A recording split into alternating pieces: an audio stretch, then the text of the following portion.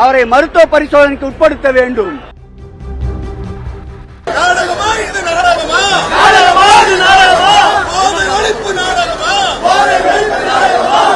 Satyabama Institute of Science and Technology, Chennai and Sriperumbudur. தற்போது நாங்கள் ஆர்ப்பாட்டம் மறியல் பண்ண வேண்டிய ஒரு சூழ்நிலைக்கு தள்ளப்பட்டிருக்கின்றார்கள். போராட்ட களத்திற்கு திமுகவா செல்லவில்லை, இந்த அரசுதான் போராட்ட களத்திற்கு எங்களை தள்ளி இருக்கின்றது.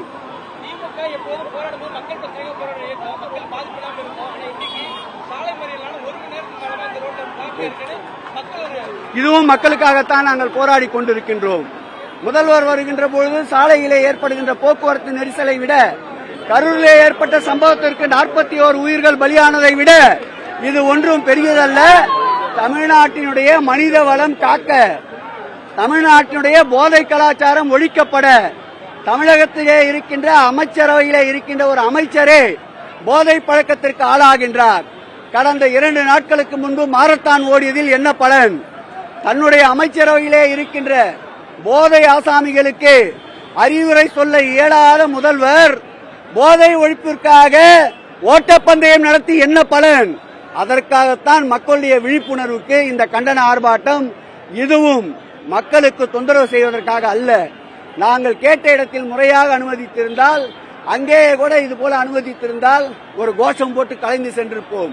தடுக்கின்ற பொழுதுதான் இது காட்டாற்று வெள்ளம் திராவிட முன்னேற்ற கழகம் பல தடைகளை கடந்து வருகின்ற இயக்கம். இது நீரோடை தொடர்ந்து ஓடிக்கொண்டே இருக்கும். அச்சுறுத்தலால், மிரட்டல்களால் அணிபடையை வைக்க முடியாது என்பதற்கு இது ஒரு ட்ரெய்லராக இன்றைக்கு காட்டியிருக்கின்றோம். நிச்சயமாக அவரை பதவி நீக்கம் செய்ய வேண்டும். அது ஒரு பாடமாக இருக்க வேண்டும். அவரை மருத்துவ பரிசோதனைக்கு உட்படுத்த வேண்டும். அவர் கொக்கையின் உபயோகப்படுத்தியிருக்கிறார் என்று ஆய்வறிக்கை கேட்க வேண்டும். இந்த பாடம் தமிழகத்திலே இருக்கின்ற அரசியல்வாதிகளுக்கும் மக்களுக்கும் ஒரு பாடமாக அமையும் என்பதால் தான் இதை வற்புறுத்துகிறோம்.